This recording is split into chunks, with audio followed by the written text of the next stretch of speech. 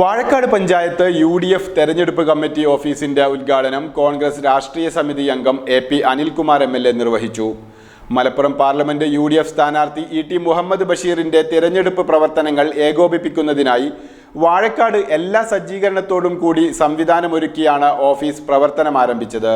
വർഗീയ ഫാസിസ്റ്റ് ശക്തികൾക്കെതിരെയുള്ള പോരാട്ടമാണ് ഈ തിരഞ്ഞെടുപ്പെന്നും ജന്മനാട്ടുകാരൻ കൂടിയായ ETക്ക് വൻ ഭൂരിപക്ഷം നൽകി വിജയിപ്പിക്കാൻ വേണ്ടിയുള്ള പ്രവർത്തനങ്ങൾക്ക് മുന്നിട്ടിറങ്ങണമെന്നും AP അനിൽകുമാർ MLA ആഹ്വാനം ചെയ്തു.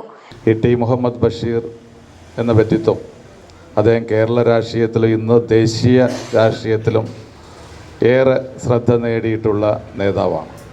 അദ്ദേഹം നമ്മുടെ ജില്ലയുടെ പല ഭാഗത്തു നിന്നും അദ്ദേഹം MLA ആയി, അതുപോലെ തന്നെ പാർലമെൻറ്റ് അംഗമായി. പക്ഷെ അപ്പോഴൊന്നും വാഴക്കാട്ടുകാർക്ക് അദ്ദേഹത്തിന് വോട്ട് ചെയ്യാനുള്ള അവസരം ലഭിച്ചിട്ടില്ല.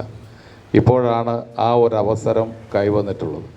അതുകൊണ്ട് തന്നെ ഈ ഒരു അപൂർവ അവസരം ഏറ്റവും നല്ല രീതിയിൽ വാഴക്കാടിൻ്റെ ചരിത്രത്തിൽ ഇന്ന് വരെ ഒരു സ്ഥാനാർത്ഥിക്കും ലഭിക്കാത്ത രീതിയിലുള്ള വലിയ ഭൂരിപക്ഷം അദ്ദേഹത്തിന് നൽകണം എന്നാണ് എനിക്ക് അഭ്യർത്ഥിക്കാനുള്ളത്.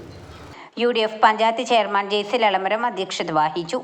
നിയോജക മണ്ഡലം UDF treasurer PA Jabbar Haji, vice chairman KMA Rahman, ഗ്രാമപഞ്ചായത്ത് പ്രസിഡന്റ് CV സക്കറിയ എന്നിവർ സംസാരിച്ചു.